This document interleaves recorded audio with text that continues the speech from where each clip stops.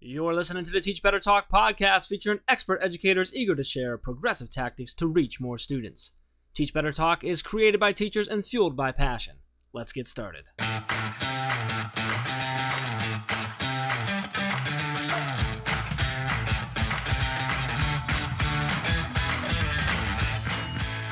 Hey everyone, welcome to episode 145 of Teach Better Talk. I'm Ray Hewart, and as always, I am with my overwhelmingly positive friend, Jeff Gargis. I am very positive, but if you think I'm letting you get away with that start and not telling everybody about it, there is no way. Wait, before you embarrass me, before you embarrass me, can I just say that the overwhelmingly positive, descriptive word for you was submitted by Ryan, who was our photographer for our Teach Better conference. Oh, yeah, and Ryan Caswell. Yeah, and he wrote, I don't think I've ever had a conversation with Jeff where he wasn't thinking about the future and ways to improve. So he gave you a shout out. So now, do you really want to bash me while I just oozed all that positivity? I want to give props out to Ryan. So if you need photography or videography, or just a good conversation, dude, just a nice guy. Ryan Caswell. We'll make sure to link him in the show notes too. I think we'll give him a shout out. He'll be back out most likely for 2020. Fingers crossed. Fingers crossed. He may or may not be traveling with us a little bit this summer. We'll see. I cannot wait. But he's super awesome. Thanks, Ryan. I appreciate that shout out. So I was giving you a hard time because this was the third take because you stumbled on the first couple, but the truth is, you have to start every single one of our podcasts, and that's not an easy thing to do. I mean, when I record, when no one's looking, it takes me 16 tries to. So you have to do it with me over here, knowing that if you slip at all, I'm going to laugh. So I'm actually going to flip that and actually give you kudos for just rocking. Because the third time you were like, I'm just getting through this. And I was still laughing in the background, but you still knocked it out of the park. So you're good. And you were super nice with the word, even though it came from Ryan. So how about that? I think that was the best backhanded compliment I've heard all day, Jeff Gargis. Thank you. It was a true compliment. I'm just excited that Ryan was a part of the beginning of our episode. So what's next? You can't top that. How do you go up from talking about Ryan, our favorite photographer? The only way I can possibly think of how to top that is, honestly, we've got, tomorrow is that's the only way we can top it. You top it, you bring in Caitlin Giordano. That's how you top it. Because then Caitlin goes, hey, I think we should do a massive Valentine's Day blog release. And we're like, yeah, do it. And she did.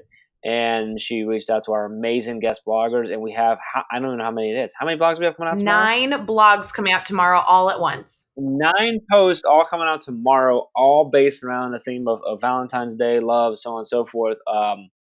Super high quality stuff, and I think almost all from our guest bloggers, all of our awesome writers over there at teachbetter.com. So super excited for that. Ray, I do not, but do you have the list of those in front of you? Can you rattle off a few of our awesome bloggers? And I have the list, and I have the amazing guest bloggers who are writing them. So I'm not going to go in any specific order. You guys will have to go to teachbetter.com tomorrow to check out all 9 posts. But some pieces to highlight is Jeremy Wrinkle is writing Tech Tools to Love. Aubrey Jones is writing For the Love of Books. We have Zachary Korth, who is writing Spread Love to Your Colleagues. And we'll pick one more. What about Kendall Lawson, who I love? She wrote Love Louder, Building Authentic Relationships with Students. So we have actually way more. I actually could go through so many more. But these blogs will feature Mel Cunningham wrote a blog. Kevin Butler wrote a blog. JC wrote a blog. It's endless. I'm so excited for all of these to be finally released to our network because I know they've been working on them for, behind the scenes for about a month. So this will be a big deal. Yeah, I love it. It's really cool to sit here and talk about the fact that we have 9 posts coming out all tomorrow. And then it's even cooler when I then remember the fact that after Valentine's Day, we're doubling up how many posts come out every week. Yeah. So for our listeners who may not know, we publish a ton of content at teachbetter.com, but I am a stickler, and Jeff will laugh at this. I am a stickler at the look of that blog page. So if you go to teachbetter.com and you go to our blog page, it goes back and forth, like a blog post and then a podcast. And we have about 2 days a week where nothing publishes, which is totally a bummer. And I'm always like eager to see what the next blog is. So they've finally convinced me to ruin the pattern. And we are going to be publishing a piece of content every single day on that blog to make sure that you are constantly supported. And it is being kicked off by this amazing Valentine's Day series, which I could not be more excited for. Yeah, super excited about that, and just excited about the fact that's what we have these, and it can't happen without these amazing guest writers that we have and guest bloggers we have. So shout out to all of them. If you are one of our writers and you're listening, we appreciate you so much. If you are not one of our writers and you're listening, but you think maybe you should be, let us know. We'll go from there. So super excited about that. Awesome. I'm really glad we got a chance to highlight everyone there. So that's great. I want to talk now. Let's flip to this episode. This was a really fun one because our guest today is not only an educator, but also an entrepreneur. She's in a startup. They're only about 2 years into this. So she's in this mix of, where we were just like a couple years ago. And, it's so cool. I love, me, I love talking with other entrepreneurs and hearing their stories and stuff. And then the mix with her education background and everything is really, really cool. So Emily David is the co-founder and she's the head of education at Bytes Media. And if you don't know Bytes Media, it's a new digital news startup, and they are dedicated to fighting civic illiteracy. And they're doing this by making news more accessible for all of Gen Z learners. And she goes into that. I'm going to let her talk about that better because she's going to talk about that way better than I ever could. Prior to this and going into this, she worked in public school systems, actually kind of across the country. So she's taught in Maryland, Colorado, California. I mean, like literally across the country. She was a first grade teacher, and then she transitioned into a K through 5 special education teacher. She was a reading interventionist.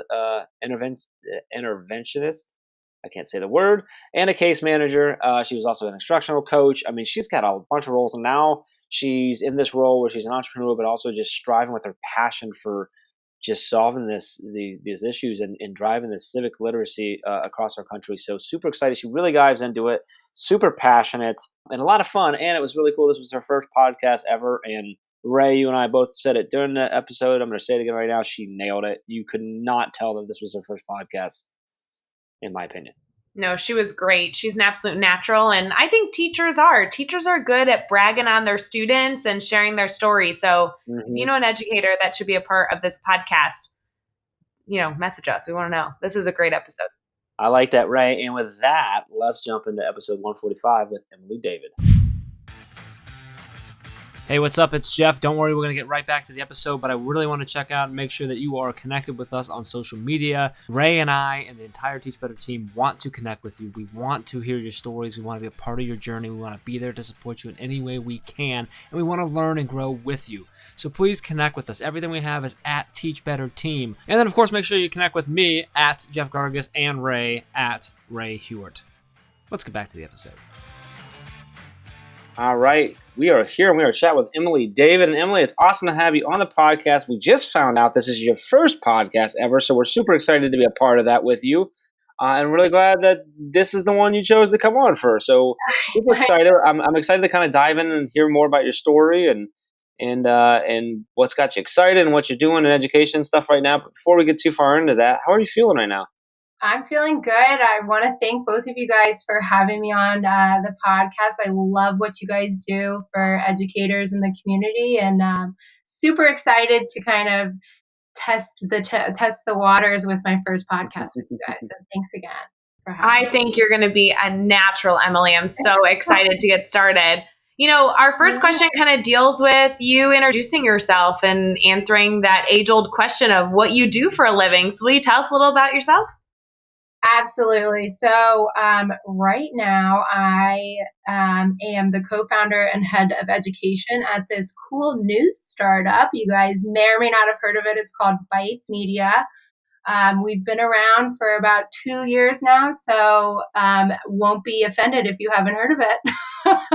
We are just starting to get our national footprint out there, working with as many middle, high school, college professors as possible to expand our work. So really excited about it. Well, let's dive into that since it's new. I love the fact that it's new, just 2 years old. And I honestly, I didn't know much about it before, before we connected to bring you on and stuff. So for anyone who's listening, maybe has not heard of it, has not discovered it yet, can you kind of give us the rundown? What is it? Who's it meant for? Who should check it out? What can we expect? And then where can we go find out more?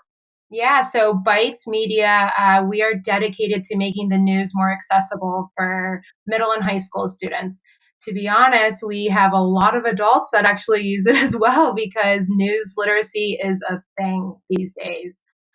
We were founded in 2017 to really combat the crisis of misinformation. But when I came on in 2018, my co-founder, Nick, and I really resonated with the media literacy movement that's happening in education right now. So we saw that misinformation is not only a media issue, but also an educational issue, and really tried to mold Bytes to become more of an educational tool for the classroom. So basically what we do is we, take a headline story and dive a little deeper into that headline. So a great example, what's going on right now is the impeachment. And so instead of focusing on the political theater or the circus around what's going on with the impeachment, we take a step back and ask foundational questions. What is impeachment? What does the Constitution say about impeachment? What is perjury or obstruction of justice? So really trying to take a step back and take a foundational approach to the news. And then really using those foundational principles of accessibility and universal design for learning to get all students engaged in what's going on in the world around them. So what was it that really, what spurred you to say, hey, I'm the one who needs to do this. I need to start this. I need to get this thing going. Yeah, great question. Being an entrepreneur is scary, and failure is constantly around the corner, but I was really drawn to hopping on board with Nick to start Bytes and get it off the ground, based on my background in education. So I was a first grade teacher for a while. I then transitioned into a special educator working with mild to moderate learning disabilities. And when Nick talked to me about his vision of Bytes, I really resonated with his idea that Americans these days are not able to access information. Not only is there misinformation, but the way that information is formatted on typical articles, it's completely disengaging. Sometimes I'll read, 2-3 sentences and want to click out immediately if I'm not interested. And so I really connected to that and to the accessibility component to what we're doing. I love it. That's awesome. So a couple years into this journey, tap that on top of being a teacher in the past as well. So I know you have a lot of stories for us about this next topic, and what we talk about here all the time is failure. I always say that I've been really fortunate to have failed a lot because I've learned from all of that. So can you take us and tell us a story of a time that you've had a failure? Tell us what happened. How did you overcome that? And then what did you take away from that experience? Yeah, I really connect to that, Jeff. That mindset around failure as being a good thing. I used to coach my students all the time, my students with disabilities, about the mindset around failure. And now running my own company, I'm trying to take my own teachings as I navigate the ups and downs of being an entrepreneur. Because there's such a negative and raw emotional connotation around failure that I really believe that we need to have a societal mind shift around that, especially in education. But anyways, failure really clicked for me only recently, especially being an entrepreneur when I was at this summit where Terry Jones, who's the chairman of Kayak and the founder of Travelocity, a guy that anyone would really consider to be successful, started talking about success and failure in the industry of startups and entrepreneurials. And I think it can be absolutely applied to education. That he really talks about this myth that if your idea or product, company, or for teachers, if you think your lesson plan is good, that success will happen immediately or overnight. That if you put your idea out there, the market responds immediately, you're making money, everyone knows your name, and you're really killing it. But in reality, Terry was saying that he equated it to baseball, and what success means in baseball. Now, I'm not a big baseball fan, but this metaphor really connected with me, and I'm probably going to fail telling you guys about it. But That if you look at an all-star batting average, it's right around 300. And, if you have a successful batting average of that 300, any team would be paying you millions of dollars to be a part of their team and get them to the World Series, whatever. But when you think of the batting average of 300, it really means that the batter has failed 7 out of 10 times on average. So that in education, that would be a failing grade of 3 out of 10. So this mindset of this billion-dollar industry of baseball is all about that failure is actually success. And so it's all about getting, as many at-bats as possible, getting as many opportunities to get up there, swing, miss, fail again, and hopefully you get on base.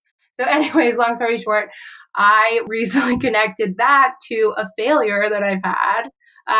I draft our weekly newsletters for Bytes Media, and it goes out to thousands of educators and subscribers. And I drafted this in-depth article about impeachment and what the Constitution says, and invoked Hamilton and really poured my heart and soul into this newsletter. And I send it out, and 2 hours later, I get a text from one of my really good friends who's a loyal reader, and she was like, Emily, you realize the first letter of your newsletter has a grammatical error and spelling error. Apparently, I spelled impeachment wrong and had a horrible grammatical error. So to any newsletter subscribers, I'm sorry, but I took my baseball mentality, got right back at bat, and downloaded the Grammarly app, the plugin for the computer. Lesson learned. Exactly. That's a good one there. So let's flip it now. Let's talk about a successful moment you've had. And this can be something big or small, but tell us what happened. Why was it a success for you? And then what'd you take away from that experience? Yeah, success. Whenever I think about success, I really think about my time as an interventionist and special educator. And I equate success to kind of that personal feeling of satisfaction. And I really felt that when advocating for my students. And one memory that has stuck with me forever and kind of guides my work with Bytes Media was this assessment that I gave to my students. It's a newer assessment in that what the students do is they read at the grade level that they're proficient at. They take a comprehension test, and then and they're given more passages until they quote unquote fail that comprehension test. The next step of the assessment is that they're given is that the computer reads aloud a passage to them. They're given the comprehension test, and they do that as many times as they can until they fail. And what it showed was that at the time I was working with fourth grade students who were reading at a first grade level. Those students, when they were reading with their eyes, were reading at that first grade level. But when they were reading with their ears or having that computer read aloud to them the passage, they were able to access not only on grade level, but above grade level material and comprehension. Some students were reaching 8th grade level proficiency. And that moment when their faces lit up, that they had this third-party assessment validate the fact that they were not only quote unquote smart, but also competent and able, and that they were true learners. I take that with me every day. And I love to think back to that moment. I love that success. I think that so resonates with so many things. Jeff, we've had so many conversations about the mediums in which we use and how we really offer students, a variety of experiences to show and prove mastery. I think that's so neat. So such a cool success story, huge success. Yeah. And so a lot of what we do at Bytes in the articles, we present information in those different mediums to give learners different access points to comprehend, what's going on and what is the foundational issue. So absolutely agree with you, Ray. I love it. Well, you're obviously doing a ton and you seem extremely passionate. So I have to ask you, what's fueling your fire throughout this time? What's really keeping you excited about education and everything that you're doing? Yeah, so right now in public education, civics education reform is huge. It's happening across the nation, and it's really exciting, kind of from a nerdy perspective, to see not only how individual states and districts are taking up this cause, but really the division of powers at play. So how states are taking their power and reshaping this movement. I'm really excited, but it all stemmed from the 2014 NAEP report card on our civics assessment that less than 25% of our students are proficient in civics education, which is somewhat shocking. And that we have 22 million Gen Z individuals coming of voting age this election. So not only is it shocking, but it's also exciting to see that states from 2014 saw that report card and are now taking up the charge and reshaping how we teach and how we assess civic education. Absolutely. Yeah, it's really interesting to watch. So, Emily, with everything that you've been able to do with your perspectives, not only being an educator, but also working with educators, trying to better, our education system, what's one piece of advice that you would give, whether it be a new teacher or a veteran teacher, maybe they're listening to this podcast driving in the car or while they're getting ready in the morning or maybe on a lunch break? I mean, what advice do we need to stay progressive and really support our learners as best as possible? Absolutely. So going back to that failure, embrace failure. Don't be scared to fail.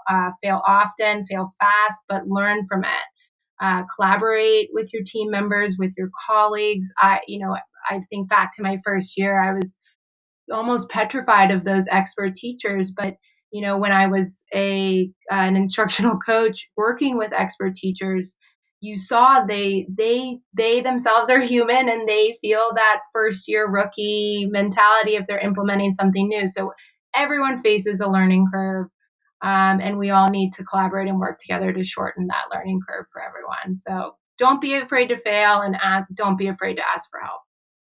I love that. The two very, very important pieces of advice, both for teachers and for people in life, in general, and life. I think we're so afraid that we have to put on this show that we know everything, that we're super confident, that we think that asking a question demeans that or lowers our understanding, and I just think it's the complete opposite. Yeah. Being able to go ask that question, that's how we learn, that's how we grow, that's how we share, that's how we connect. And you never know if that one question that you're asking that one teacher is the thing that's going to change how you teach and impact your kids. So I love that. It's awesome. All right. So this is your first podcast. And now we're going to put you through the real test of the first podcast is right here. So what we're going to do is the next 6 questions, your goal is to answer each one in 15 seconds or less. You ready to go? I am ready. You're going to be awesome. What is one EdTech tool you cannot live without? Bytes Media. What book are you reading right now? Talking to Strangers by Malcom Gladwell. Good book. Who do we need to follow on Twitter or Instagram today? CivXNow Coalition out of iCivics. For teachers, I love PBS NewsHour Extra, and follow us on Bytes Media. And what's a good YouTube channel or website for educators? I love TED Ed. And then give us a daily, weekly, or monthly routine every teacher should get into. Daily, weekly, or monthly gratitude. I like that. And then lastly, what's the best piece of advice you've ever received? Best piece of advice from my dad: be big, be bold, be brave. You killed it. This could not be your first podcast recording. Come on. I know. I think she's lying for it. I don't think she's telling the truth here, Ray. I think it's like her 25th at least, maybe. Yeah, it's the teacher and me just turning it on.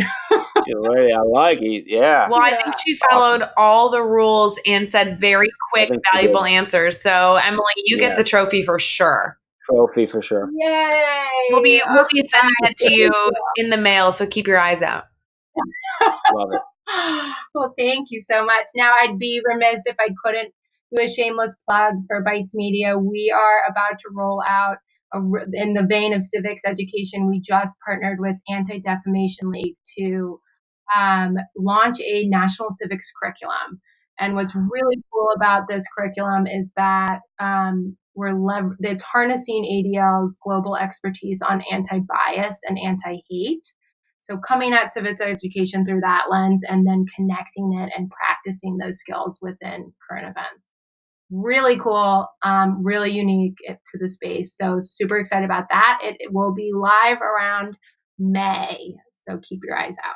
Oh, can't wait for that. You'll have to let us know when that's officially out so we can continue to promote it too. That's awesome. Absolutely. So Emily, for those of our listeners who are listening that not only enjoyed everything that you shared, but also want to connect with all of the amazing things you're doing and stay up to date on the new things that'll be coming later this 2020, would you mind kind of sharing with us how people can stay connected with you? Absolutely. So everything Bytes Media, you can follow us on Twitter at Bytes Media. Our Instagram is Bytes_media. But if you want to connect with me, the best way to do it, and I love getting emails, send me an email. It's emily@bytesmedia.com. And I'll be sure to connect with you. I love it. And you can find all the links and all the resources and everything we mentioned in this episode over at teachbetter.com, as well as the important links for connecting with Emily and Bytes Media, getting her email so you can keep that conversation going. So make sure you head over to teachbetter.com for the show notes and all of that info there. Be sure to hit subscribe so you don't miss any upcoming episodes. And if you can give us a rating or review, we'd really, really appreciate that as well. And let's keep taking this one step further. Think of just 3 of your colleagues who need to hear these awesome stories and share this podcast with them. Emily, this was awesome. What a way to kick off your podcast now. You did it, number 1 down, and you killed it. It was great. So I'm looking forward to now seeing you pop up on podcasts all over the place. So we really appreciate you coming on. Thanks, guys. And I will be sure to tell everyone Teach Better Talk was where I got my start. I love it. That's awesome. And with that, let's get out there and let's teach better.